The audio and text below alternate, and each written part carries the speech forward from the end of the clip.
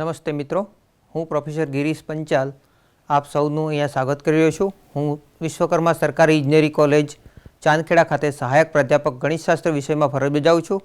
આપણે મિત્રો અહીંયા G2 ખાતે ચાલતા અભ્યાસક્રમ બીમાં મેથેમેટિક્સ 2 વિષયના યુનિટ 5નો અભ્યાસ કરી રહ્યા છીએ. અગાઉ આપણે લેક્ચર 1 થી 4 ભણી ચૂક્યા છીએ. એમાં આપણે ઘણા બધા વિષયોનો ખ્યાલ મેળવ્યો છે. આજે આપણે લેક્ચર 5 જોવા જઈ રહ્યા છે, જેમાં આપણે એક નવો ખ્યાલ એટલે કે રોન્સ્કિયન તથા રિડક્શન ઓફ ઓર્ડર આ બે મેથડનો અભ્યાસ કરવા જઈશું. સો ચાલો આપણે આજનું લેક્ચર શરૂ કરીએ. તો મિત્રો, આજે આપણે યુનિટ 5 હાયર ઓર્ડર ઓડી એટલે કે ઉચ્ચ કક્ષાના સામાન્ય વિકલ સમીકરણોનું લેક્ચર 5, જેમાં ખાસ કરીને આપણે રોન્સ્કિયન તથા reduction of order of solutions of ઓડીનો સમાવેશ કરવાના છીએ. પરંતુ રોન્સ્કિયન અને reduction of order of solutions of ODE એ બંને આપણે એક નવો કન્સેપ્ટ છે, અને એના માટે આપણે સૌપ્રથમ લિનિયરલી ઇન્ડિપેન્ડન્ટ અને લિનિયરલી ડિપેન્ડન્ટ વિધેયો શું છે એ આપણે સૌપ્રથમ જોવું જોઈએ. તો આપણે સૌપ્રથમ એ જોઈએ, ત્યારબાદ આપણે આ ટોપિક ઉપર જઈશું. તો સૌપ્રથમ તો લિનિયરલી ઇન્ડિપેન્ડન્ટ એટલે કે સુરેખ સ્વાયત્તતા શું છે? તો લિનિયરલી ઇન્ડિપેન્ડન્સ કોનું ચકાસવાનું છે? તો સૌપ્રથમ ધારો કે આપણી પાસે કેટલાક વિધેય હોય, જો y1 y2 y3 yn એ એક્સના વિધેયો હોય, ધારો કે, અને જો c1 y1 plus c2 y2 plus so on cn yn બરાબર જો 0 લઈએ, આને આપણે કહીશું y1 y2 yn આનું લિનિયર કોમ્બિનેશન એટલે કે સુરેખ સંબંધ છે. c1 c2 cn જે છે એ અચળ છે.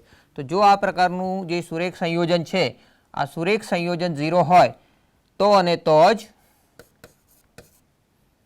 જો c1 c2 c3 up to cn આ તમામની કિંમત 0 મળે, એટલે શું લીધું આપણે? જો આવા n વિધેયો હોય એના માટે આવા n અચળ સાથે જો એનું સુરેખ સંયોજન કરીએ ને એ સુરેખ સંયોજન 0 લઈએ આપણે, અને જો c1 c2 c3 આ પ્રકારના 0 જ મળે આપણને, તો y1 y2 yn ને સુરેખ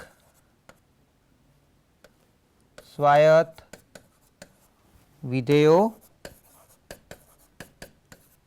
કહેવાય. તો આપણે આને સુરેખ સ્વાયત્ત વિધેયો કહીશું. સુરેખ સ્વાયત્તને આપણે ઇંગ્લિશમાં કરીશું લિનિયરલી ઇન્ડિપેન્ડન્ટ ફંક્શન્સ. શોર્ટમાં એને આપણે કેટલીક વાર LI સંકેતથી સંબોધીશું. તો સુરેખ સ્વાયત્ત એટલે કે લિનિયરલી ઇન્ડિપેન્ડન્ટ સેટ. ધારો કે જો આ y1 y2 yn માટે આવું કોઈ સુરેખ સંયોજન લઈએ અને આવા તમામ cn જે છે c1 c2 c3 cn એ 0 હોવાને બદલે ધારો કે એમાંથી કેટલાક નોન ઝીરો મળે, તો આપણે આવા જે વિધેયો છે એમને કહીશું લિનિયરલી ડિપેન્ડન્ટ એટલે કે સુરેખ અવલંબી. એટલા એને બીજા શબ્દોમાં કહીએ કે જો y1 y2 up to yn એ સુરેખ સ્વાયત્ત ન હોય એટલે કે લિનિયરલી ઇન્ડિપેન્ડન્ટ ન હોય, તો તેમને સુરેખ અવલંબી એટલે કે લિનિયરલી ડિપેન્ડન્ટ વિધેયો કહીશું. લિનિયરલી ડિપેન્ડન્ટ જે છે એને શોર્ટમાં આપણે કેટલીક વાર જો LD કહીએ તો આપણે સમજવાનું છે કે લિનિયરલી ડિપેન્ડન્ટ છે. તો આવા કેટલાક આપણે વિધેયો લઈએ અને એને જોઈએ કે એ કેવી રીતે લિનિયરલી ઇન્ડિપેન્ડન્ટ છે કે નહીં એ ચકાસીએ.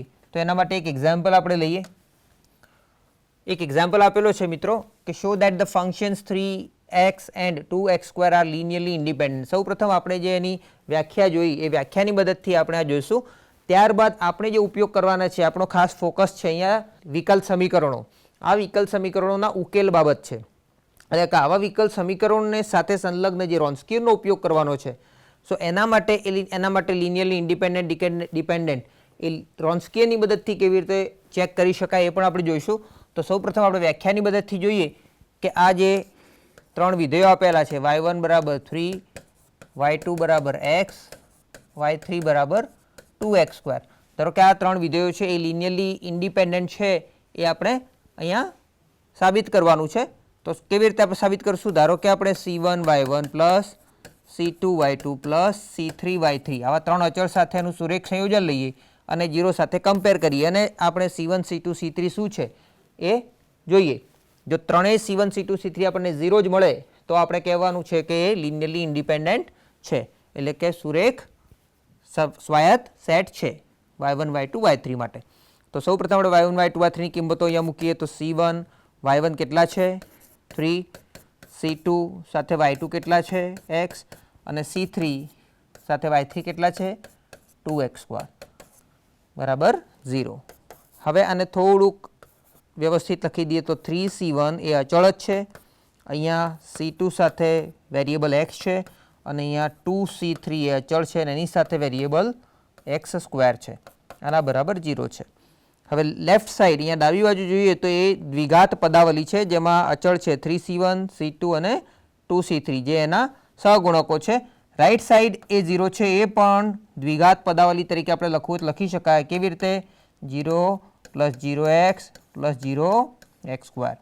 તો જો દ્વિઘાત પદાવલી બંને બાજુ આપણે સરખાવીએ તો એના સહગુણક સમાન થાય, એટલે કે 3c1 અહીંયા અચળ છે, અહીંયા અચળ 0 છે એટલે કે 3c1 0 થાય. એવી રીતે જ બીજો અચળ છે c2, અહીંયા બીજો અચળ છે 0 તો એ 0 સાથે સરખાવીએ અને અહીંયા જે છેલ્લે અચળ છે 2c3 અહીંયા x² નો સહગુણક છે 0. આમ સરખાવાથી અહીંયા જોઈ શકો કે c1 બરાબર 0/3 એટલે કે 0 થાય, અહીંયા તો c2 0 છે જ, અહીંયાથી આપણને c3 શું મળે 0. આ મિત્રો આપણને શું મળ્યું? આમ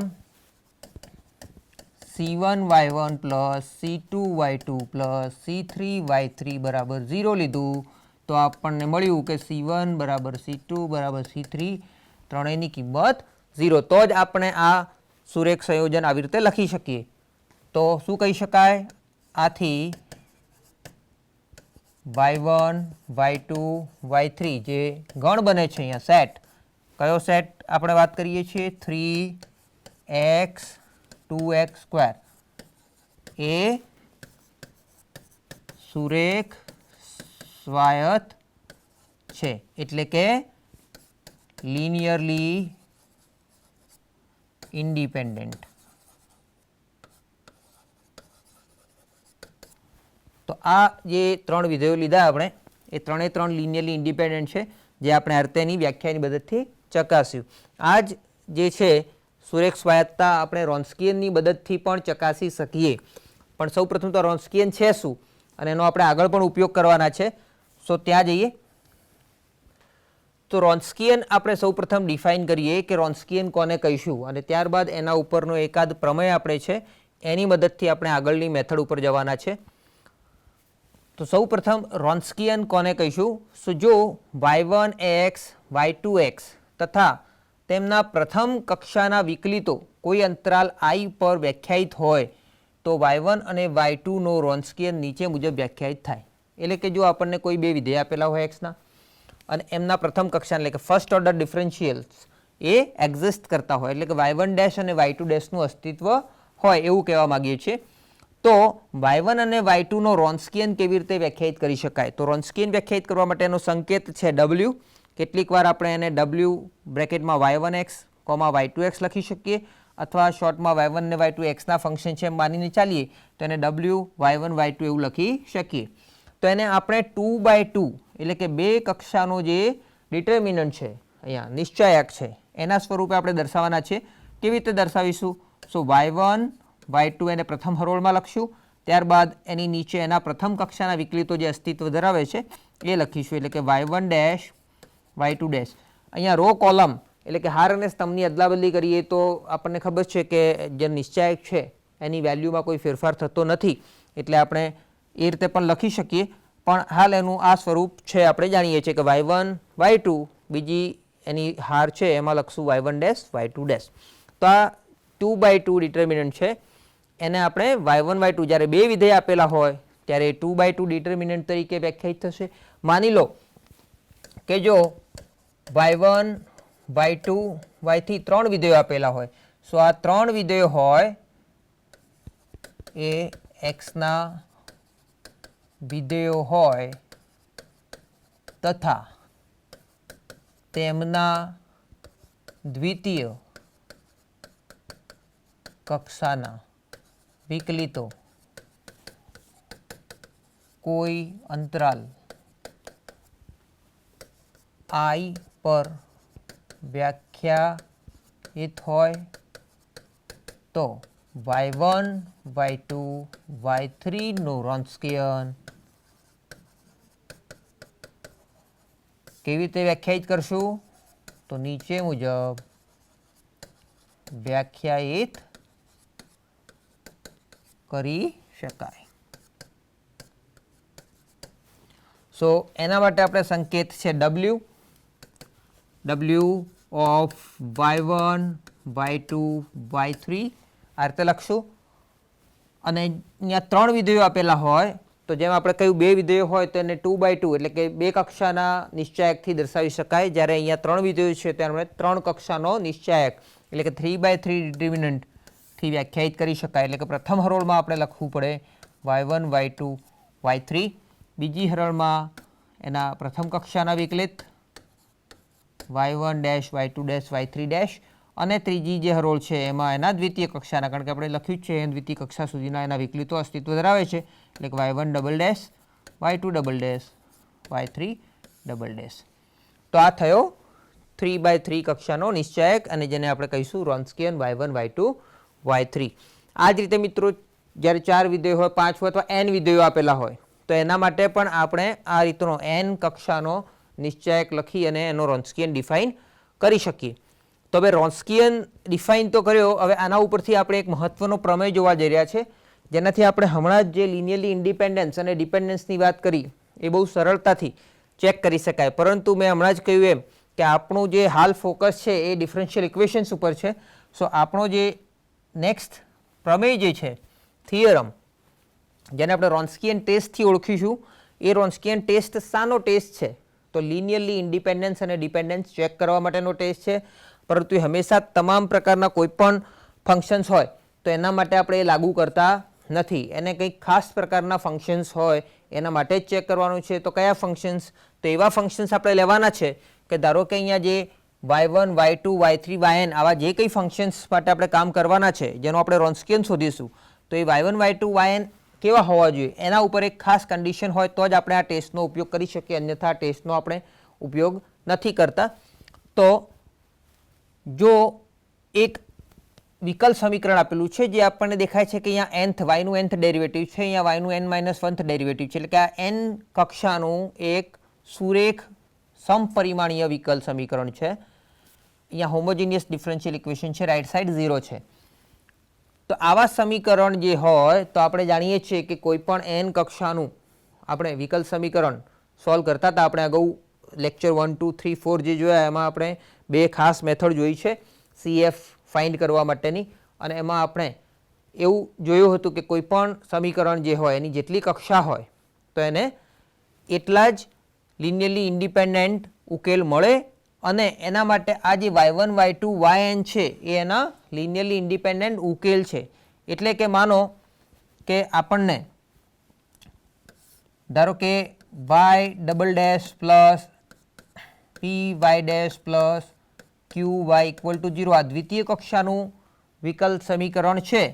તો એના માટે જો આપણે રાઈટ સાઈડ 0 છે એટલે pi 0 છે એટલે જો જનરલ સોલ્યુશન આપણે લખીએ છીએ તો એ CF જ લખાશે.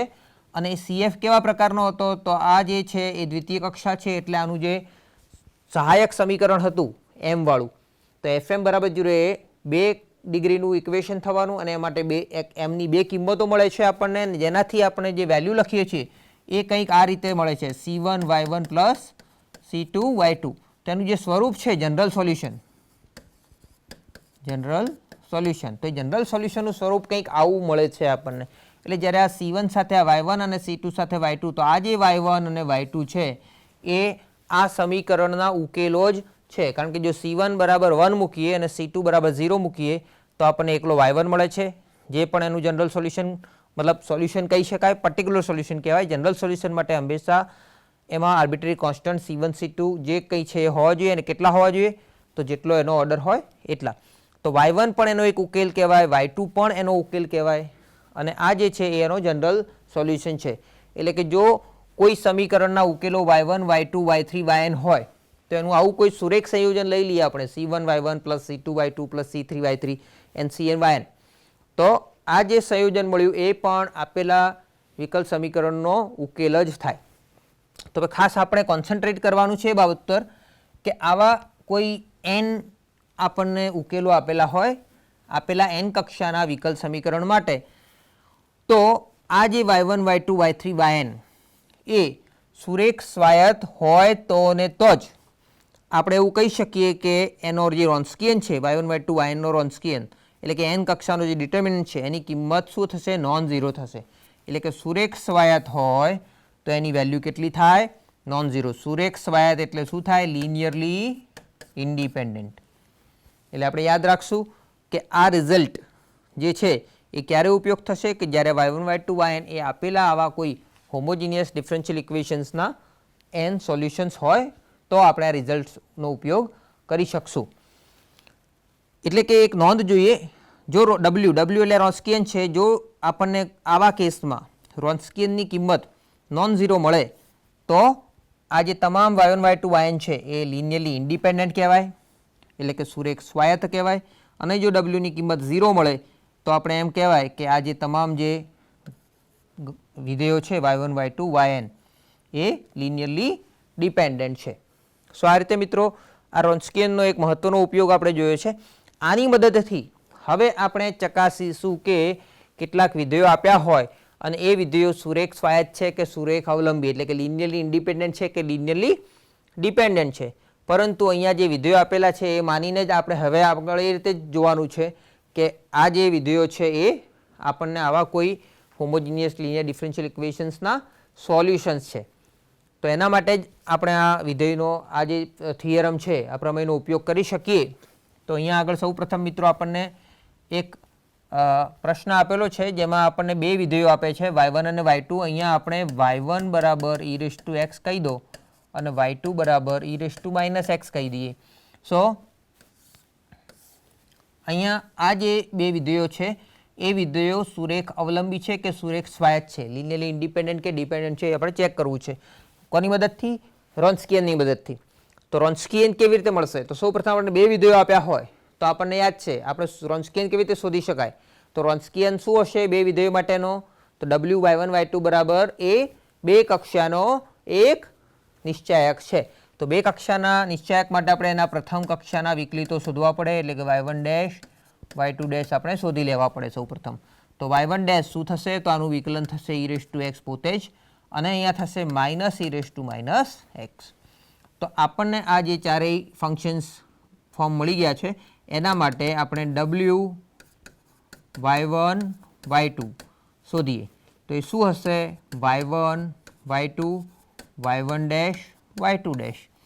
તો આ કિંમતો મૂકીએ મિત્રો.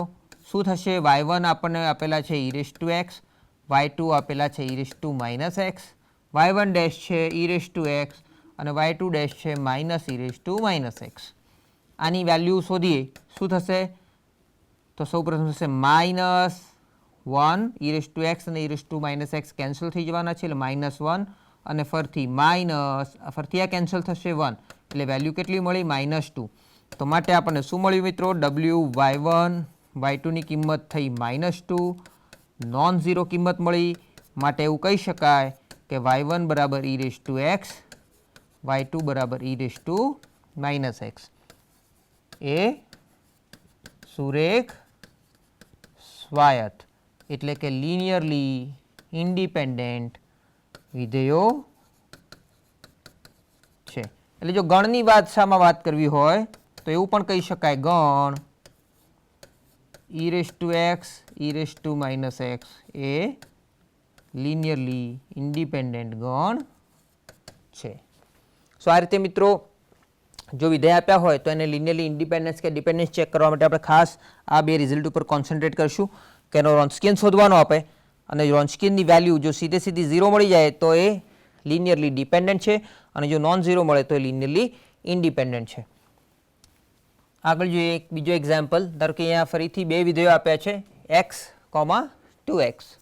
સો ફરીથી લખીએ y1 બરાબર x આપ્યા છે આપણને, y2 બરાબર 2x આપ્યા છે. એ રીતે અહીંયા બે વિધેયો છે તો એના માટે આપણે દ્વિતીય કક્ષાનો નિશ્ચાયક શોધવો હોય તો એના માટે એના ડેરિવેટિવ્સ શોધવા પડે પ્રથમ કક્ષાના. સો એક્સનું ડેરિવેટિવ થશે 1 અને y2 ડેશ એનું ડેરિવેટિવ થશે 2. હવે આપણે એનો રોન્સ્કિયન શોધીએ. w y1 y2 જેને આપણે કહેવાના છીએ એનું સૂત્ર છે y1 y2 y1 dash y2 dash અને આમાં કિંમતો મૂકીએ તો કિંમતો મૂકવાથી આપણને y1 આપ્યા છે x, 2x, આ છે 1 અને અહીંયા 2.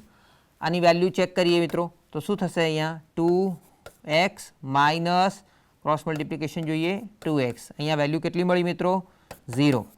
સો ધેરફોર અહીંયા મળે છે w y1 y2 બરાબર 0 માટે શું કહી શકાય?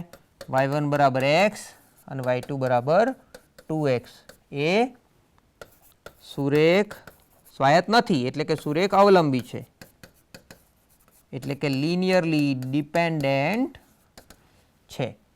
કારણ કે રોન્સ્કિયન ડબલ્યુની કિંમત કેટલી મળે છે આપણને? 0. હવે મિત્રો જ્યારે પણ આવા રોન્સ્કિયનની કિંમત 0 એટલે કે જે સુરેખ અવલંબી હોય તો એ કેસમાં હંમેશા આપણે જોવું જોઈએ કે જો આમાંથી કોઈ એક વિધેય લઈએ આપણે તો એને બાકીનાના સુરેખ સંયોજન સ્વરૂપે હંમેશા લખી શકાતું હોય છે. તો અહીંયા ધારો કે હું y2 લેતો હોય તો y2 બરાબર 2x લઉં તો 2x એ છે શું? એકચ્યુઅલી 2y1 છે. સો આમ શું મળ્યું આપણને? y2 બરાબર 2y1 એટલે કે એક વિધેયને બાકીના વિધેયોના સુરેખ સંયોજન જેમાં જે કોન્સ્ટન્ટ લે છે c1 વાળા, c2, c3 વગેરે જે કહેતા હતા તો જે કોન્સ્ટન્ટ છે એ નોન ઝીરો મળે આપણને. તો આવું એક સુરેખ સંયોજન હંમેશા મળી આવે તો અને તો જ કે જ્યારે એ લિનિયરલી ડિપેન્ડન્ટ હોય. આ એક્ઝામ્પલ હમણાં જ આગળ આપણે જોયો જેને વ્યાખ્યાની મદદથી આપણે c1, c2, c3 ના સુરેખ સંયોજન સ્વરૂપે લખી અને ત્રણેયની કિંમત 0 હતી એ આપણે જોયું હતું. એ જ વસ્તુ આપણે રોન્સ્કિયનની મદદથી જોઈએ કે ખરેખર લિનિયરલી ઇન્ડિપેન્ડન્ટ. આ આપણે લિનિયરલી ઇન્ડિપેન્ડન્ટ સાબિત કર્યું હતું. અહીંયા પણ જોઈએ કે લિનિયરલી ઇન્ડિપેન્ડન્ટ છે કે કેમ. તો સૌપ્રથમ y1 બરાબર 3, y2 બરાબર x, y3 બરાબર 2x સ્ક્વેર આપેલા છે. તો શું મળશે આપણને? ત્રણ વિધેયો છે તો આપણને 3/3 એટલે કે 3 કક્ષાનો નિશ્ચાયક જોઈતો હોય તો આપણે એના દ્વિતીય કક્ષાના વિકલિત સુધી જવું પડે. એટલે y1 ડેશ થશે 0, y2 ડેશ થશે 1, y3 ડેશ થશે 4x. ફરીથી વિકલન કરીએ તો y1 ડબલ ડેશ થશે 0, y2 ડબલ ડેશ થશે 0, y3 ડબલ ડેશ થશે 4. માટે આપણે જો w y1 y2 y3 જોઈતો હોય તો એ સૂત્ર છે y1 y2 y3 y1 dash y2 dash y3 dash y1 double dash y2 double dash y3 double dash. અને આ કિંમતો મૂકીએ તો કિંમતો મૂકવાથી શું મળે છે આપણને? પહેલી કિંમત છે પહેલી હરોળમાં 3x 2x સ્ક્વેર, અહીંયા છે 0 1 4x અને છેલ્લી હરોળમાં છે 0 0 4. આનું સાદુરૂપ આપીએ તો આપણે જોઈએ છીએ કે એને રો વાઇઝ અને કોલમ વાઇઝ બંને રીતે એને સાદુરૂપ આપી શકાય છે. તો આપણે કોલમ વાઇઝ જો જોઈએ તો 3 એકલો જ લઈને આપણું કામ પતી જાય કારણ કે આ બંને 0 છે એટલે 3 સાથે આપણે સહગુણક લઈશું આ પાર્ટ. તો 3 સાથે એની વેલ્યુ કેટલી આવશે? નિશ્ચાયક 1 4x 0 4 અને એ શું થશે? તો 3 સાથે થશે 4 માઇનસ 0 તો આન્સર આવશે 12. એટલે આપણને કેટલું મળી વેલ્યુ? 12 મળે છે. માટે આપણને શું મળ્યું? w y1 y2 y3 એની કિંમત 12 છે જે 0 નથી. માટે આપણે કહેવાય કે y1 બરાબર જે વેલ્યુ છે 3, y2 બરાબર x અને y3 બરાબર 2x સ્ક્વેર એ સુરેખ સ્વાયત્ત એટલે કે લિનિયરલી ઇન્ડિપેન્ડન્ટ વિધેયો છે. સો મિત્રો આમ રોન્સ્કિયનની ઉપયોગથી આપણે આવું મહત્ત્વનો જે રિઝલ્ટ છે એ બહુ જ સહેલાઈથી આપણને મળી જાય છે અને સહેલાઈથી આપણે ચેક કરી શકીએ છીએ કે આપેલા વિધેયો લિનિયરલી ઇન્ડિપેન્ડન્ટ છે કે લિનિયરલી ડિપેન્ડન્ટ. આગળ જોઈએ. હવે એક મહત્ત્વનો પ્રમેય છે જેને આપણે કહીશું reduction of order four solution of ODE. એટલે કે કોઈ દ્વિતીય કક્ષાનું વિકલ સમીકરણ આપણને આપેલું હોય અને એ વિકલ સમીકરણ અહીંયા કંઈક આ પ્રકારે આપેલું છે અને હંમેશા આ પ્રકારે કેમ લખી શકાય એ પણ આપણે જોઈશું. સો ધારો કે કોઈ દ્વિતીય કક્ષાનું સુરેખ સમપરિમાણીય વિકલ સમીકરણ હોય આપણી પાસે, અહીંયા આગળ આપણે એ વિકલ સમીકરણ છે એવું સુધારવું જોઈએ. તો જો y ડબલ ડેશ પી X Y dash plus Q X Y એ દ્વિતીય કક્ષાનું સુરેખ સમપરિમાણીય વિકલ સમીકરણ હોય તથા તેનો એક ઉકેલ y1x આપેલ હોય તો તેનો બીજો સુરેખ સ્વાયત્ત ઉકેલ y2 નીચે મુજબ આપી શકાય. જેનું આ સૂત્ર છે કે y2 કેવી રીતે લખી શકાય, તો y1 in the integration 1/y1 square e raised to minus integration p dx. સો આ સ્વરૂપે એ બીજો સુરેખ સ્વાયત્ત ઉકેલ આપણે આપી શકીએ. અને આ જો y2 લઈએ અને y1 આપણને આપેલો ઉકેલ હોય અને તો આપણે સહેલાઈથી સાબિત પણ કરી શકીએ કે આ બંને સુરેખ સ્વાયત્ત છે. તો એ આપ ચકાસી શકાશે ઇઝીલી. તો એ સૌપ્રથમ તો આપેલું કોઈ વિકલ સમીકરણ આ પ્રકારે કેમ લખાય તો એની વાત કરી લઈએ. ધારો કે આપણે દ્વિતીય કક્ષાના વિકલ સમીકરણની વાત કરીએ તો નોર્મલી આપણે કેવી રીતે લખતા હતા, તો a2 y double dash plus a1 y dash plus a0 y બરાબર 0. આપણે હોમોજીનિયસ ઇક્વેશન્સની જ વાત કરવી છે. તો અહીંયા આગળ y ડબલ ડેશ સાથે a2 છે, પરંતુ આ સમીકરણમાં y ડબલ ડેશનો સહગુણક 1 છે. તો જ્યારે આપણે દ્વિતીય કક્ષાનું વિકલ સમીકરણ કહેતા હોય તો એનો મતલબ એ જ થાય કે દ્વિતીય કક્ષા અહીંયા હોવી જોઈએ, મતલબ a2 નોન ઝીરો હોવા જોઈએ. એટલે a2 કેવા હોવા જોઈએ, નોન ઝીરો. જો a2 નોન ઝીરો હોય તો આપણે a2 થી આને ડિવાઈડ કરી શકીએ. એટલે કે જો a2 થી ભાગીએ બંને બાજુએ તો અહીંયા y ડબલ ડેશ થઈ જાય, અહીંયા થઈ જાય a1 બાય a2 થઈ જાય y ડેશની સાથે, અહીંયા a0 બાય a2 થઈ જાય yની સાથે 0. અને આ જે સમીકરણ છે કંઈક આ પ્રકારનું છે, y ડબલ ડેશ આ જે a1 બાય a2 છે એને આપણે p સંકેતથી દર્શાવી શકાય અને આ a0 બાય a2 છે એને આપણે q સંકેતથી દર્શાવી શકાય.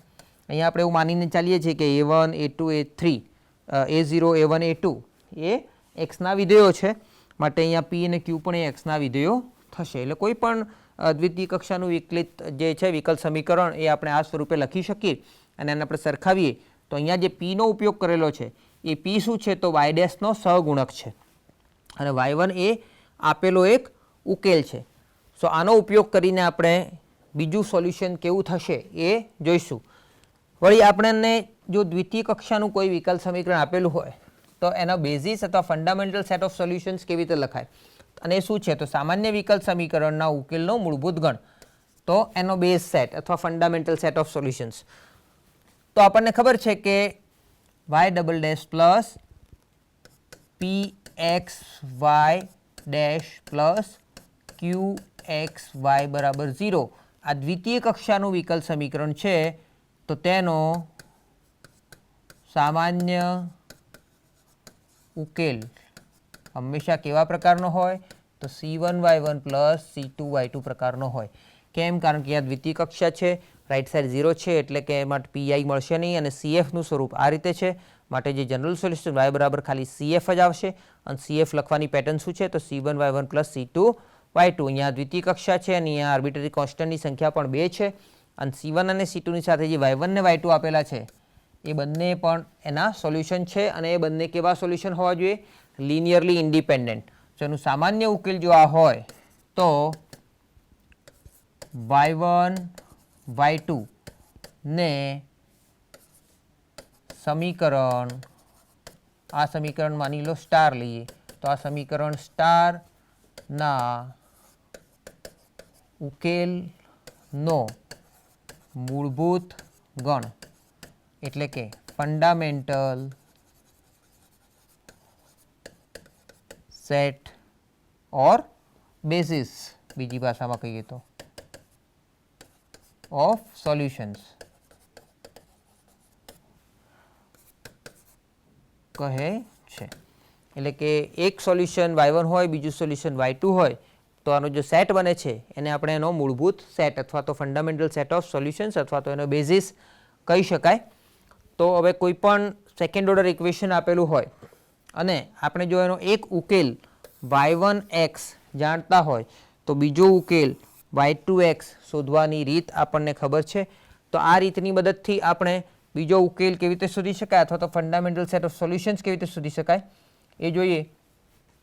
એક એક્ઝામ્પલ દ્વારા સમજીએ કે જો y1x એ આપેલ વિકલ સમીકરણ x square y double dash minus 2xy dash plus 2y બરાબર 0 નો એક ઉકેલ હોય તો તેનો બીજો સુરેખ સ્વાયત્ત ઉકેલ શોધો તથા સમીકરણનો સામાન્ય ઉકેલ લખો. વળી સમીકરણના ઉકેલનો મૂળભૂત ગણ એટલે કે બેઝિસ અને ફંડામેન્ટલ સેટ ઓફ સોલ્યુશન્સ લખો.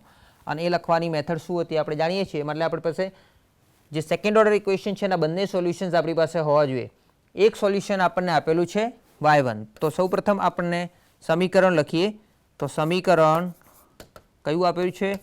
x square y double dash minus 2xy dash plus 2y બરાબર 0. મિત્રો આ સમીકરણ છે, પરંતુ આપણે જે એક સોલ્યુશન આપ્યું હોય અને બીજું શોધવાનું હોય એના માટેની જે હાલ જ મેથડ જોઈ છે એ મેથડમાં આપ જોઈ શકો એમ આ સમીકરણ એક એવા સ્વરૂપે લખવું છે આપણે y double dash plus py dash plus qy equal to 0 ફોર્મમાં લખવું પડે. એટલે y ડબલ ડેશનો સહગુણક 1 કરવો જરૂરી છે. સો અહીંયા y ડબલ ડેશનો સહગુણક x સ્ક્વેર છે તો આપણે x સ્ક્વેરથી આને ભાગવું પડે. તો અહીંયા આપણે એવું માની ચાલીએ કે x ગ્રેટર દેન 0 છે અથવા તો x નોટ ઇક્વલ ટુ 0 છે. માટે આપણે x સ્ક્વેરથી આને ભાગીશું કારણ કે x સ્ક્વેર પોઝિટિવ થવાના છે x નોન ઝીરો હોવાથી અને પોઝિટિવ છે એટલે આપણે એનાથી ભાગી શકાય. સો y double dash minus 2/x થઈ જશે અહીંયા y ડેશની સાથે x નોન ઝીરો હોવાથી અહીંયા 2/x² y ઇક્વલ ટુ 0.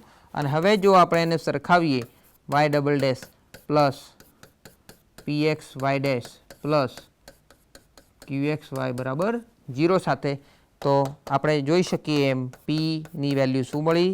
તો px એટલે y ડેશનો સહગુણક, અહીંયા y ડેશનો સહગુણક માઇનસ 2/x મળ્યો. તો આપણને px આટલા મળે છે. વળી એક ઉકેલ સમીકરણ જે આપ્યું છે આપણે આને ફરીથી અહીંયા સ્ટાર કહી દઈએ થોડી વાર માટે. તો સમીકરણ સ્ટારનો એક ઉકેલ આપેલ છે. કયો છે? y1. અને y1 બરાબર શું આપ્યું છે મિત્રો? x. એટલે આપણને p અહીંયા આપ્યા છે, y1x આપ્યા છે. હવે આપણે y2 આપેલા સૂત્રનો ઉપયોગ કરીને શોધી શકાય. તો બાય રિડક્શન ઓફ ઓર્ડર મેથડનો યુઝ કરીએ. સો y2 જો આપેલા સમીકરણ સ્ટારનો બીજો સુરેખ સ્વાયત્ત ઉકેલ હોય તો y2 કેવી રીતે આપી શકાય? y2 બરાબર y1 integration 1/y1 square e raise to minus integration p dx. અને આ જે છે આખો ભાગ એનું ફરીથી આપણે સંકલન કરવાના છીએ. સો y2 બરાબર y1 integration 1/y1 square e raise to minus integration p dx dx. આમાં તમામ કિંમતો મૂકી દઈએ. y1 આપેલા છે x, સો અહીંયા 1/x સ્ક્વેર થશે, 1/y1 સ્ક્વેર એટલે e raise to minus integration p. p કેટલા આપ્યા છે મિત્રો? p છે માઇનસ 2/x. તો અહીંયા p ની જગ્યાએ માઇનસ 2/x વેલ્યુ જો લખીએ તો એ શું થાય? આનું સાદુરૂપ આપીએ જે આવશે આપણને y2 આપશે. તો x ઇન્ટિગ્રેશન 1/x સ્ક્વેર અહીંયા થશે e રેઝ ટુ આ માઇનસ માઇનસ પ્લસ 2 બહાર લઈએ તો ઇન્ટિગ્રેશન 1/x dx એટલે થશે log x. શું મળશે? x ઇન્ટિગ્રેશન 1/x સ્ક્વેર આ e raise to 2 log x છે. આ 2 ને જો x ની ઉપર લઈ જઈએ તો x સ્ક્વેર બને અને e ને log કેન્સલ થઈ જાય એટલે અહીંયા x સ્ક્વેર જ થશે dx ને x સ્ક્વેર કેન્સલ એટલે 1 અને 1 નું ઇન્ટિગ્રેશન થશે x એટલે અહીંયા x અને ફરીથી x. માટે શું મળ્યું મિત્રો આપણને? x square. માટે y2 બરાબર x સ્ક્વેર એ માંગેલ બીજો સુરેખ સ્વાયત્ત ઉકેલ છે. જે બીજું સોલ્યુશન આપણે શોધવાનું હતું સુરેખ સ્વાયત્ત એ છે y2 બરાબર x સ્ક્વેર. એટલે આપણને મિત્રો બે સોલ્યુશન મળી ગયા. y1 બરાબર x આપણી પાસે છે, y2 બરાબર x સ્ક્વેર છે. માટે સમીકરણ સ્ટારનું સામાન્ય ઉકેલ જનરલ સોલ્યુશન જેને કહેવાય, જનરલ સોલ્યુશન શું થાય તો y બરાબર c1y1 પ્લસ c2y2 એટલે કે y બરાબર c1x પ્લસ c2x² થાય, જ્યાં c1 અને c2 એ આર્બિટરી કોન્સ્ટન્ટ થશે. એ જ રીતે આપણે એનો બેઝિસ અથવા ફંડામેન્ટલ સેટ ઓફ સોલ્યુશન્સ લખવાનો છે. તો સમીકરણના ઉકેલનો મૂળભૂત ગણ, તો સમીકરણ સ્ટારના ઉકેલનો મૂળભૂત ગણ એ શું થશે y1 y2 તરીકે લખાય. પણ y1 શું છે તો y1 છે x અને y2 છે x². તો આ એનો મૂળભૂત સેટ છે, ફંડામેન્ટલ સેટ ઓફ સોલ્યુશન્સ કહેવાય અથવા તો એને આપણે બેઝિસ કહીશું. સો મિત્રો આપણને એક સોલ્યુશન આપ્યું હોય તો બીજું સોલ્યુશન્સ કેવી રીતે મળે, જેના માટેનું સૂત્ર આ છે અને એના માટે કઈ કઈ વસ્તુની જરૂર પડવાની છે. આપણે સૌપ્રથમ એનું સમીકરણ હંમેશા આ ફોર્મમાં લખવું જોઈએ અને એમાંથી આપણને p મળશે અને આ pનો ઉપયોગ અને y1નો ઉપયોગ કરી આપણે એનો સેકન્ડ ઇન્ડિપેન્ડન્ટ સોલ્યુશન શોધવાના છે, જેને આપણે y2 કહીશું. નેક્સ્ટ એક્ઝામ્પલ જોઈએ તો આ ખ્યાલ વધુ મજબૂત થાય. અહીંયા ફરીથી એક સમીકરણ આપેલું છે જે છે x plus 1 y double dash plus x Y dash minus y બરાબર 0. આને આપણે સૌપ્રથમ આપણે જે જોઈએ છે એ સ્વરૂપે લઈ આવીશું. તો y ડબલ ડેશ અહીંયા એનો સહગુણક 1 કરવાનો છે, માટે x પ્લસ 1થી ડિવાઈડ કરવું પડે. તો માની લો કે x પ્લસ 1 ઇઝ નોટ 0, તો y ડબલ ડેશ શું થાય, અહીંયા ઇક્વેશન થશે y double dash plus x upon x plus 1 minus 1 upon x plus 1 y equal to 0. અને આ સમીકરણ મિત્રો આપ જોઈ શકો છો એમ y double dash plus p y dash plus q y equal to 0 સ્વરૂપનું છે. અને આને સરખાવીએ તો p શું મળે છે આપણને, તો y ડેશનો સહગુણક p અહીંયા છે x અપોન x પ્લસ 1. એને આપણે જો થોડુંક સાદુરૂપ આપીએ તો x plus 1 minus 1 upon x plus 1 કરીએ તો x plus 1 divided by x plus 1 that is 1 અને 1 upon x plus 1 that is 1 upon x plus 1. તો આ કેમ આવું લખ્યું છે, કારણ કે આપણે ઇન્ટિગ્રેશન પી ડીએક્સની ક્યાંક જરૂર પડવાની છે, માઇનસ ઇન્ટિગ્રેશન પી ડીએક્સ, પણ એના માટે ઇન્ટિગ્રેશન પી ડીએક્સ જોઈશે. તો એ શું થશે એ આપણે અહીંયાથી જ જો શોધી કાઢીએ તો શું થાય, આ પીનું ઇન્ટિગ્રેશન કરવાનું છે. આપણે પી કેવા છે 1 minus 1 upon x plus 1 dx. તો 1નું થશે x અને આનું ઇન્ટિગ્રેશન થશે માઇનસ લોગ એક્સ પ્લસ 1. એટલે આને સીધે સીધો જ્યાં જરૂર પડશે ત્યાં આપણે ઉપયોગ કરી લઈશું. હવે p મળી ગયા છે તથા y1 આપણને આપેલા છે. y1 એટલે એક સોલ્યુશન આપેલું છે અહીંયા શું છે x. તો એનો ઉપયોગ કરીએ તો શું થાય, માટે બીજો સુરેખ સ્વાયત્ત ઉકેલ y2 બરાબર y1 integration 1 upon y1 square e raise to minus integration p dx dx. આમાં કિંમતો મૂકીએ તો y1 બરાબર આપણને આપેલા છે x, સો માટે y2 બરાબર અહીંયા થશે x, અંદર થશે 1 અપોન y1 સ્ક્વેર એટલે 1 અપોન x સ્ક્વેર. હવે e raise to integration p dx, આ ઇન્ટિગ્રેશન પી ડીએક્સની વેલ્યુ આપણને સીધે સીધી આપી છે એ જ લખી દઈએ. તો માઇનસ છે અહીંયા તો આની આગળ માઇનસ લખશું. So e raise to minus x minus log x plus 1 dx. આનું સાદુરૂપ આપીએ તો x integration 1 upon x square, અહીંયા શું થશે e raise to minus x into e raise to log x plus 1. કેમ, કારણ કે માઇનસ માઇનસ પ્લસ થશે એટલે બંને અહીંયા આધાર અલગ કરીએ તો e raise to minus x into e raise to log x plus 1 dx. હવે ફરીથી આને જો લખવું હોય તો આ રીતે લખી શકાય 1 અપોન એક્સ સ્ક્વેર, અહીંયા e raise to minus x અને e ને લોગ કેન્સલ એટલે એક્સ પ્લસ 1 ડીએક્સ. અને હવે આ 1 અપોન એક્સ સ્ક્વેરને જો એક્સ પ્લસ 1ની સાથે લઈ જઈએ તો e raise to minus x એમના માને જો અંદર મલ્ટીપ્લાય કરીએ તો અહીંયા થશે 1 upon x plus 1 upon x square. અને હવે આપણે આનું ઇન્ટિગ્રેશન કરવું પડે. હજુ પણ આને જો બે ભાગમાં વહેંચી લઈએ, e raise to minus x into 1 upon x dx plus integration e raise to minus x into 1 upon x square dx. તો આપણે એને સાદુરૂપ આપીએ તો સૌપ્રથમ જો આપણે આનું સાદુરૂપ આપીએ, અહીંયા આને જો યુ ગણીએ, ઈ રેસ ટુ માઇનસ એક્સને વી ગણીએ તો યુવી ઇન્ટિગ્રેશન યુવી એટલે ઇન્ટિગ્રેશન બાય પાર્ટ્સનો યુઝ કરીએ. એક્સ આપણે એમને એમ રાખીએ, આ બ્રેકેટ છે એ મોટો બ્રેકેટ આપણે એમને એમ કરીશું. સૌપ્રથમ આપણે જે અંડરલાઇન કરેલો છે એ ભાગને ઇન્ટિગ્રેશન યુવી વાળી મેથડથી ગણીશું. તો યુ શું છે અહીંયા 1/x², તો યુ એમના એમ ઈ રેસ ટુ માઇનસ એક્સનું integration E raise to minus x upon -1 બ્રેકેટમાં લખશું, માઇનસ હવે ઇન્ટિગ્રેશનમાં લખશું 1/xનું ડેરિવેટિવ જે છે -1/x² અને ફરીથી આ same integration E raise to minus x upon -1 dx. તો આ જે ભાગ થયો એ અંડરલાઇન ભાગ છે, આનું ઇન્ટિગ્રેશન છે. આને આપણે એમના એમ લખીશું, હાલ કંઈ કરતા નથી, એટલે કે આ જે કર્સિવ ભાગ છે એને આપણે એમના એમ લખશું,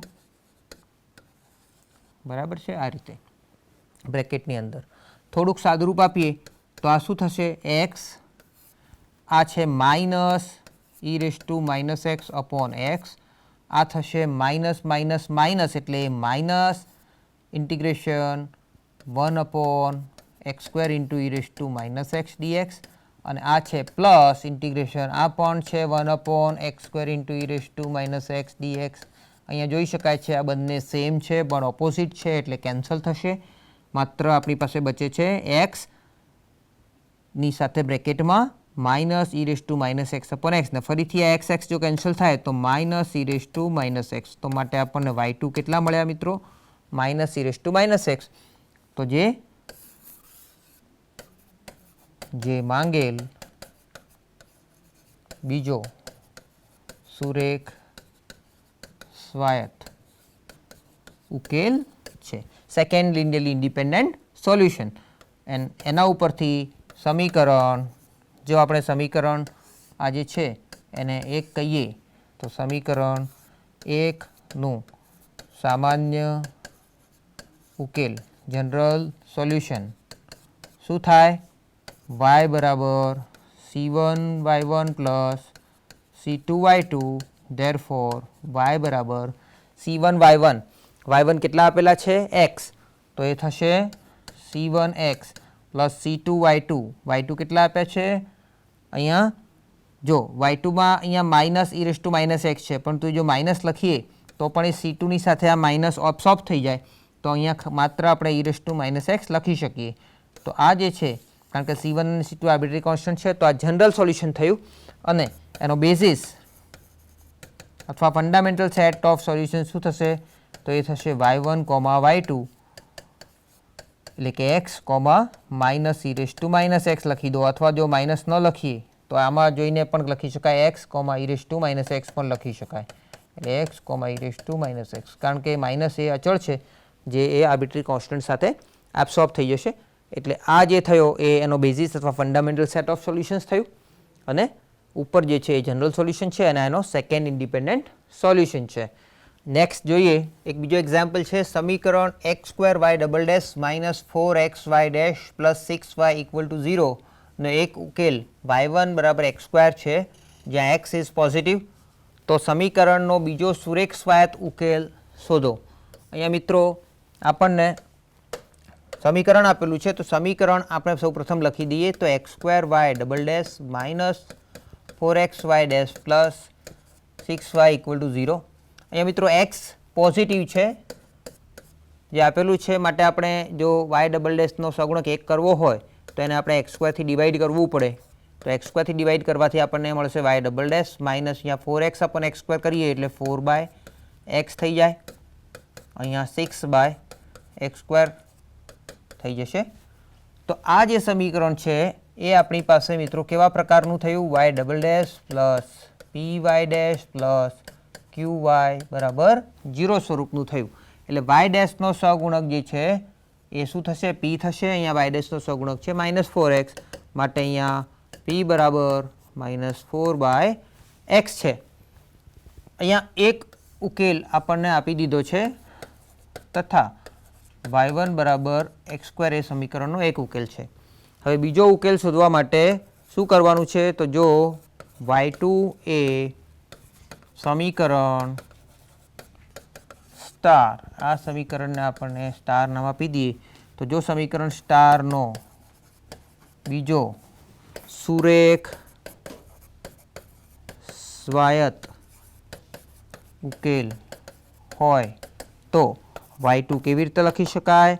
સો y1 integration 1/y1 square e to the power integration minus pdx dx. હવે આ કિંમતો આપણે મૂકીએ તો y1 બરાબર કેટલા આપ્યા છે મિત્રો? આપણને x સ્ક્વેર આપ્યા છે. અહીંયા આપણે x સ્ક્વેર લખશું તો અહીંયા 1/y1 સ્ક્વેર શું થશે? x ટુ ધી પાવર 4 થશે. e raise to minus integration p કેટલા છે? તો -4/x છે, એ મૂકી દઈએ. હવે આનું સાદુરૂપ આપીએ આપણે તો શું થશે? y2 બરાબર x square integration 1/x raise to 4. હવે અહીંયા જોઈએ, આ માઇનસને આપણે બહાર લઈએ, 4ને પણ બહાર, એટલે બહારની બાજુ થશે, ઇન્ટિગ્રેશનની બહારની બાજુ 4 થશે, એટલે eની પાવર 4 ને ઇન્ટિગ્રેશનમાં આવશે 1/x ને 1/xનું ઇન્ટિગ્રેશન થશે log x, એટલે ઉપર શું થઈ ગયું? 4 log x થઈ ગયું, એટલે e raise to 4 log x dx. આનું સાદુરૂપ આપીએ તો શું થશે? x સ્ક્વેર ઇન્ટિગ્રેશનમાં થશે 1/x રેઝ ટુ 4, અને આ 4 પાવર જો xની ઉપર જશે તો e અને log આપણે એને કેન્સલ કરશું પ્રતિવિધેયમાં. સો x રેઝ ટુ 4 થશે dx. અહીંયા x રેઝ ટુ 4 અને x રેઝ ટુ 4 કેન્સલ થશે, માટે એ થશે x સ્ક્વેર ઇન્ટિગ્રેશન 1 dx, અને 1નું ઇન્ટિગ્રેશન આપણા માટે થશે x. એટલે ફાઇનલી આપણને શું મળ્યું? x cube. એટલે આપણને y2 શું મળે છે? x ક્યુબ, જે માંગેલ બીજો સુરેખ સ્વાયત્ત એટલે કે લિનિયરલી ઇન્ડિપેન્ડન્ટ ઉકેલ છે, which is second linearly independent solutions to your given solution y1. so y1 x square આપ્યા છે, y2 આપણને x ક્યુબ મળે છે. સો આ રીતે મિત્રો આપણે એક સોલ્યુશન આપ્યું હોય તો બીજું સોલ્યુશન શોધી શકાય. સો આ બધા ઇક્વેશન્સમાં આપણે જોઈ ગયા કે y નો સહગુણકો છે y, y dash, y double dash. એમાં અહીંયા 6 જે છે અહીંયા 4x એટલે xના ફોર્મમાં છે, અહીંયા પણ xના ફોર્મમાં છે, એટલે વેરિયેબલ કોએફિશિયન્ટ્સવાળા એક્ઝામ્પલ છે. આગળ જોઈએ, આ એક એક્ઝામ્પલ એવો છે કે જેમાં આપણે આ સમીકરણ આપ્યું છે એમાં વેરિયેબલ કોએફિશિયન્ટ્સ નથી, એ કોન્સ્ટન્ટ કોએફિશિયન્ટ છે. તો આવા એક્ઝામ્પલને પણ આપણે આની મદદથી કરી શકીએ. સો ફરીથી અહીંયા એક વિકલ્પ સમીકરણ આપેલું છે જે આપણે લખી દઈએ તો y double dash plus y બરાબર 0 છે. અહીંયા મિત્રો આ સીધે સીધું જોઈ શકાય છે કે y ડબલ ડેશનો સહગુણક 1 છે, પરંતુ જો એને આપણે સરખાવીએ y double dash plus py dash plus qy બરાબર 0 આ સમીકરણ સાથે, તો જોઈ શકાય છે કે y ડબલ ડેશનો સહગુણક 1 આપેલો છે. અહીંયા y ડેશનો સહગુણક p છે, જ્યારે અહીંયા y ડેશવાળું પદ નથી, ન હોય તો એનો સહગુણક 0 ગણાય, માટે પીની કિંમત શું થશે? 0. તથા આપણને એક ઉકેલ આપેલો છે, એનો એક ઉકેલ શું છે? cos x, એટલે એને આપણે y1 નામ આપીએ તો y1 બરાબર cos x એ આપેલ સમીકરણનો એક ઉકેલ છે. તો આ એક ઉકેલ આપેલો છે, આપણે એનો બીજો ઉકેલ શોધવાનો છે. તો ધારો કે y2 એ આપેલ સમીકરણનો બીજો સુરેખ સ્વાયત્ત, ગમે એવો ઉકેલ જોઈતો નથી, આપણે સુરેખ સ્વાયત્ત એટલે લિનિયરલી ઇન્ડિપેન્ડન્ટ જ ઉકેલ જોઈએ છે. તો સુરેખ સ્વાયત્ત ઉકેલ છે. તો શું મળશે આપણને મિત્રો? અહીંયા y2 ની કિંમત આપણને સૂત્રની મદદથી મળી શકશે. તો y2 બરાબર થશે y1 integration 1/y1 square e raise to minus integration pdx dx. આમાં આપણે તમામ કિંમતો મૂકી લઈએ તો y1 બરાબર શું આપ્યું છે આપણને?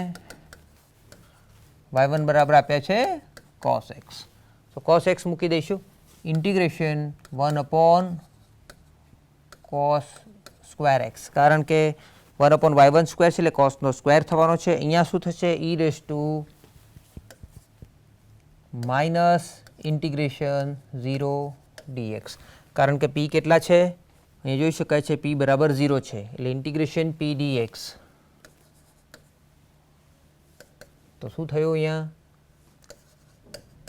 cos x integration sec square x અહીંયા ઇન્ટિગ્રેશન 0 શું મળશે આપણને 0 તો e રેઝ ટુ 0 એટલે 1 એટલે માત્ર આપણી પાસે વધશે sec square x okay sec square x means એનું ઇન્ટિગ્રેશન શું થશે આપણે જાણીએ છીએ કે tan x નું ડેરિવેટિવ sec સ્ક્વેર થાય તો sec સ્ક્વેર નું ઇન્ટિગ્રેશન tan x તો અહીંયા ઇન્ટિગ્રેશન થશે tan x સો હજુ સાદરૂપ આપીએ અહીંયા થશે cos x અહીંયા થશે sin x by cos x આ cos અને cos કેન્સલ થઈ ગયા આપણને શું મળે છે sin x માટે આપણને શું મળ્યું y2 બરાબર sin x તો આમ શું થયું મિત્રો અહીંયા આપણને જે માંગેલ બીજો સુરેખ સ્વાયત્ત ઉકેલ છે એટલે લિનિયરલી ઇન્ડિપેન્ડન્ટ સોલ્યુશન્સ આપણને જે સેકન્ડ સોલ્યુશન જોઈતું હતું એ પણ મળી ગયું એટલે આમ આપણને એક સોલ્યુશન cos x છે બીજું સોલ્યુશન sin x છે આમ આપણને એનું જો બંને સોલ્યુશન્સ મળે તો એનો ફંડામેન્ટલ સેટ ઓફ સોલ્યુશન શું થશે આપણને cos x, sin x અને જનરલ સોલ્યુશન લખવું હોય તો શું થશે c1 cos x plus c2 sin x તો આપણે જાણીએ છીએ એ રીતે જ કે કોઈ પણ સમીકરણ જો આપણે એને અગાઉ પણ સોલ્વ કરેલું છે તો આ પ્રકારના જે સમીકરણ છે એનો જનરલ સોલ્યુશન આપ જાણો જ છો જો d સ્ક્વેર પ્લસ 1 એનું જે સહાયક સમીકરણ છે એ મળશે m square plus 1 equal to 0 અને એના ઉપરથી જો સોલ્યુશન લાવીશું તો એમની બે કિંમતો પ્લસ ઓર માઇનસ i મળે અને એનાથી જો એનું જનરલ સોલ્યુશન લખતા હતા આપણે તો એ શું હતું c1 cos x plus c2 sin x તો જે અહીંયા જોઈ શકાય છે આપણને આ જ રીતે એના બે સોલ્યુશન્સ મળી આવે છે આગળ જોઈએ હવે કેટલોક એક્ઝામ્પલ છે અહીંયા સ્વાધ્યાયના તો એ સ્વાધ્યાય જોઈ લઈએ ત્યારબાદ આપણે આ લેક્ચરને સમરાઇઝ કરીને પૂર્ણ કરશું તો સૌપ્રથમ તો આ બે એક્ઝામ્પલ મેં આપને પૂછેલા છે તો પહેલા એક્ઝામ્પલમાં આપેલું છે કે નીચેના વિધેયો સુરેખ સ્વાયત્ત એટલે કે લિનિયરલી ઇન્ડિપેન્ડન્ટ અહીંયા શોર્ટમાં લખેલું છે અથવા તો સુરેખ અવલંબી લિનિયરલી ડિપેન્ડન્ટ છે કે નહીં તે ચકાસવાનું છે તો અહીંયા એમાં આપ્યું છે 1 minus x 1 plus x 1 minus 3x તો આપણે એને કેવી રીતે કરશું તો અહીંયા ખાસ કરીને આપણે બે મેથડનો ઉપયોગ કરી શકાય એક તો વ્યાખ્યાની મદદથી પણ કરી શકાય કે c1 into 1 minus x plus c2 into 1 plus x plus c3 into 1 minus x બરાબર 0 સાથે જો કમ્પેર કરીએ અને બંને બાજુ પછી પોલિનોમિયલના સહગુણક સરખાવીને c1 c2 c3ની કિંમતો શોધી કાઢીએ તો એ રીતે પણ આપણને મળી શકે અને જો ત્રણેય c1 c2 c3 આપણને 0 0 0 મળે તો આપણે કહેવાય કે આ લિનિયરલી ઇન્ડિપેન્ડન્ટ છે અન્યથા લિનિયરલી ડિપેન્ડન્ટ એટલે કે સુરેખ સ્વાયત્ત છે અન્યથા સુરેખ અવલંબી અથવા તો રોન્સ્કિયન અહીંયા y1 y2 y3 કહી દઈએ અને રોન્સ્કિયન શોધીએ તો ત્રણ વિધેયો આપ્યા છે માટે 3/3 ડિટર્મિનન્ટ આપણને રોન્સ્કિયન તરીકે મળે અને આ રોન્સ્કિયનની વેલ્યુ આપણે શોધીએ અને એ વેલ્યુ જો નોન ઝીરો થાય તો આપણે કહી શકીએ છીએ કે એ સુરેખ સ્વાયત્ત છે લિનિયરલી ઇન્ડિપેન્ડન્ટ છે પરંતુ જો રોન્સ્કિયનની વેલ્યુ એ 0 થાય તો આપણે એમ કહી શકીએ છીએ કે એ સુરેખ અવલંબી છે સો આ રોન્સ્કિયનની મદદથી આ તમામે તમામ 5 એક્ઝામ્પલ ગણવાના છે બીજામાં આપ્યું છે log x, log x square અહીંયા ખાસ કરીને હું આપણે સમજવા માંગીશ કે x સ્ક્વેર યાની કે આ રીતે છે ઓકે એ જ રીતે અહીંયા સીમાં છે log x, log x whole square તો આ log x નો હોલ સ્ક્વેર છે એટલે આ બેમાં આપણે કન્ફ્યુઝ થવાનું નથી સ્વયં સ્પષ્ટ છે અને બંનેનો ઉપયોગ આપણે જે બે વિધેયો છે એટલે 2/2 રોન્સ્કિયનની મદદથી આપણે આ ચેક કરી શકશું તો આપણે જાણીશું કે આમાંથી કોઈ એક લિનિયરલી ઇન્ડિપેન્ડન્ટ છે જ્યારે બીજો લિનિયરલી ડિપેન્ડન્ટ એ આપણે ચકાસવાનું છે ડીમાં છે e⁻ax cos bx જ્યાં a અને b અચળ છે તો આ રીતે સેકન્ડ છે e⁻ax sin bx એટલે આમ આપણે આ બે વિધેય આપ્યા છે માટે 2/2 રોન્સ્કિયનનો ઉપયોગ કરશું e છે 0, x, x e⁻x અહીંયા આપણને ત્રણ વિધેયો આપ્યા છે એમાં y1 છે 0, y2 છે x, y3 છે x e⁻x અહીંયા ખાસ જોવા જેવું છે કે આમાં 3/3 ડિટર્મિનન્ટ જ્યારે પણ આપણે બનાવીશું રોન્સ્કિયન તો એમાં પ્રથમ જે એલિમેન્ટ છે y1 0 છે તો 0ના તમામે તમામ ડેરિવેટિવ શું આવશે 0 એટલે પ્રથમ કોલમ 0 0 0 જ આવશે એટલે ડિટર્મિનન્ટની પહેલી કોલમ જ 0 થઈ જાય એટલે જો એક કોલમ 0 હોય એક હાર અથવા એક સ્તંભ તો એની વેલ્યુ 0 થાય એટલે આમ જોઈ શકાય છે કે આ ડિટર્મિનન્ટ જે બનવાનો છે રોન્સ્કિયન એની વેલ્યુ 0 થવાની છે માટે આ હંમેશા શું છે લિનિયરલી ડિપેન્ડન્ટ સુરેખ અવલંબી અને આમ પણ કોઈ પણ સેટમાં જો એક એલિમેન્ટ 0 હોય તો એ હંમેશા આવો સેટ એ લિનિયરલી ડિપેન્ડન્ટ જ થાય, જે આપણી જાણ સારું. નેક્સ્ટ નંબર 2, નીચેના સમીકરણો માટે તેનો એક ઉકેલ y1 આપેલ છે, તો તેનો બીજો સુરેખ સ્વાયત્ત ઉકેલ y2 એટલે લિનિયરલી ઇન્ડિપેન્ડન્ટ સોલ્યુશન y2 શોધવાનું છે, તથા તેનો સામાન્ય ઉકેલ જનરલ સોલ્યુશન પણ આપણે લખવાનું છે. આનાથી આપણે સ્ટાન્ડર્ડ જેનો ફંડામેન્ટલ સેટ ઓફ સોલ્યુશન્સ અથવા બેઝિસ લખવો હોય તો પણ લખી શકાય. તો અહીંયા એ છે x bracket x - 1 y double dash minus x y dash plus y equal to 0, અને જે એક સોલ્યુશન આપેલું છે એનું એક ઉકેલ છે y1 બરાબર x. બીમાં છે x square y double dash plus x Y dash minus y equal to 0, જેનો એક ઉકેલ છે y1 બરાબર x. સી છે y double dash plus 7y dash minus 18y equal to 0, જેનો એક ઉકેલ છે y1 બરાબર e⁻²x. તો આ બે સમીકરણ જોઈ શકાય છે કે જે ઇક્વેશન વિથ વેરિયેબલ કોએફિશિયન્ટ છે, જેમાં આ સમીકરણ છે એ કોશી-ઓયલર ઇક્વેશન પ્રકારનું છે, આ જેના સહગુણકો અચળ છે એટલે with equations with constant coefficients છે. જ્યારે આ કોઈક અલગ પ્રકારનું સમીકરણ છે તો પણ આપણે એનો એક ઉકેલ છે, આને આપણે હાલ ઉકેલ કરતાં શીખ્યા નથી, પરંતુ એક ઉકેલ આપ્યો હોય તો પણ એનો બીજો ઉકેલ અહીંયા આપણે આ મેથડથી શોધી શકાય છે. સો મિત્રો, આ રીતે આપણે અહીંયા લેક્ચર અહીંયા પૂર્ણ કરતાં પહેલાં થોડુંક સમરાઇઝ કરી લઈએ. તો મિત્રો, આજના આપણા હાયર ઓર્ડર ઓર્ડિનરી ડિફરન્શિયલ ઇક્વેશન્સનો જે યુનિટ 5 છે એના 5મા લેક્ચરમાં આપણે જે જોયું છે એને થોડુંક સમરાઇઝ કરી લઈએ, જેથી કરીને આપણને પૂરેપૂરો ખ્યાલ આવી જાય આજના લેક્ચરમાં. તો સૌપ્રથમ આપણે આ અગાઉ જે 1 થી 4 લેક્ચર ભણ્યા હતા એમાં આપણે હાયર ઓર્ડર ઓડીમાં હોમોજીનિયસ ઇક્વેશન્સ શું છે અને એના સોલ્યુશન્સ કેવા પ્રકારના છે, એમાં ઇક્વેશન્સ વિથ કોન્સ્ટન્ટ કોએફિશિયન્ટ્સ અને ઇક્વેશન વિથ વેરિયેબલ કોએફિશિયન્ટ્સના બે ભાગ એટલે કે ઓઇલર-કોશી ઇક્વેશન અને લેઝેન્ડ્રેજ ઇક્વેશન્સને સોલ્વ કર્યા હતા. અને ત્યારબાદ આજના લેક્ચરમાં આપણે રોન્સ્કિયનનો મહત્વનો ખ્યાલ મેળવ્યો છે અને એની મદદથી વિધેયો લિનિયરલી ઇન્ડિપેન્ડન્ટ છે કે લિનિયરલી ડિપેન્ડન્ટ એટલે કે સુરેખ સ્વાયત્ત છે કે સુરેખ અવલંબી છે તે કેવી રીતે ચકાસી શકાય એ જોયું છે. એના માટે એક મહત્વનો ટેસ્ટ રોન્સ્કિયન ટેસ્ટનો આપણે ઉપયોગ કર્યો છે, પણ ખાસ એમાં આપણે શું ધ્યાન રાખવાનું હતું કે જે વિધેયો છે એ આપેલા કોઈ હોમોજીનિયસ ડિફરન્શિયલ ઇક્વેશન્સ જે લેવાનું છે આપણે લિનિયર ડિફરન્શિયલ ઇક્વેશન્સ, એના સોલ્યુશન્સ વિશે આપણે વાત કરવાના છે ખાસ કરીને, કારણ કે આપણે ડિફરન્શિયલ ઇક્વેશન્સ ભણી રહ્યા છીએ. સો એ જે y1 y2 y3 yn જે આપણે વિધેયો લીધા છે એ ઇક્વેશન્સના સોલ્યુશન છે, એના માટે આ ટેસ્ટ છે. ખાસ કરીને જનરલ ટેસ્ટ છે નહીં, જનરલી આપણે એને વ્યાખ્યાની મદદથી ઉકેલી શકાય, જે આપણે એક એક્ઝામ્પલથી પણ આપણે સમજ્યા હતા. ત્યારબાદ આપણે એક મહત્વનું પ્રમેય reduction of order for solutions of ODE એ જોયું. એમાં આપણને શું આપેલું છે, આપણે એક સેકન્ડ ઓર્ડર ઇક્વેશન્સ આપેલું છે જે હોમોજેનિયસ ઇક્વેશન છે અને જેને એક ખાસ સ્વરૂપમાં આપણે લખી અને એમાં એક સોલ્યુશન જો એનું આપેલું હોય તો એનું બીજું સુરેખ સ્વાયત્ત સોલ્યુશન એટલે કે એનો second linearly independent solution y2 કેવી રીતે શોધી શકાય એ આપણે સૂત્રની મદદથી જોયું. એને સમીકરણને ઉકેલ્યા સિવાય આપણે આ રીતે એનું સેકન્ડ સોલ્યુશન શોધી શકીએ છીએ. ત્યારબાદ એ ફંડામેન્ટલ સેટ ઓફ સોલ્યુશન્સ અને બેઝિસ કોને કહેવાય એ પણ આપણે આજે સમજ્યા છીએ. નેક્સ્ટ લેક્ચરમાં આપણે ફરીથી હવે પછી જે આપણે જનરલ સોલ્યુશન્સ હતા એના બે મેઇન પાર્ટ હતા કે y બરાબર CF પ્લસ PI લખતા હતા. તો CF એટલે કે કોમ્પ્લિમેન્ટરી ફંક્શન અને PI એટલે પર્ટિક્યુલર ઇન્ટિગ્રલ. તો જે પર્ટિક્યુલર ઇન્ટિગ્રલ કેવી રીતે શોધી શકાય હવેથી એ આપણે એની બે મેથડ છે, ખાસ કરીને એ મુખ્ય બે મેથડ જોવાના છીએ. તો હવે પછી આપણે ફરીથી આ ટોપિક સાથે મળીશું આવતા લેક્ચરમાં. આ સાથે આ લેક્ચર આપણે પૂર્ણ કરીએ છીએ. જય ભારત, જય હિન્દ.